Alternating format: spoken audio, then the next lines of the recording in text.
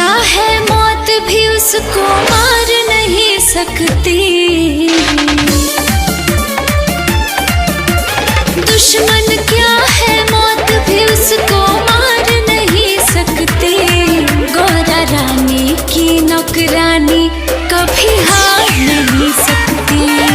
गौरा रानी की नौकरानी कभी हार नहीं सकती।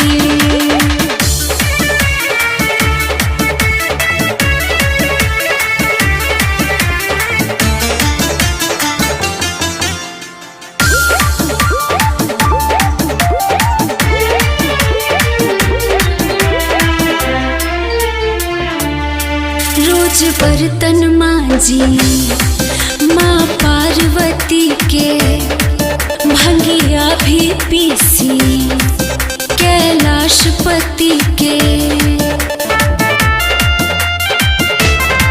रोज बर्तन मांजी माँ पार्वती के, भंगिया भी पीसी कैलाशपति के। दुनिया के नइखे परवाह केहू कहत रहो, भोला जी के भक्ति के बस चाह केहू जरत रहो।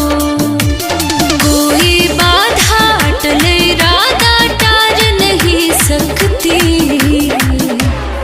गौरा रानी की नौकरानी कभी हार नहीं सकती।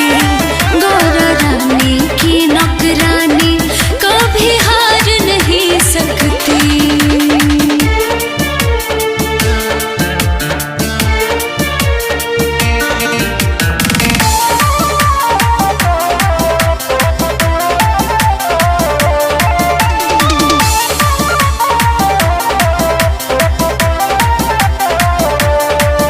दुनिया की नीयत सब ऐसी तैसी, बेसहारा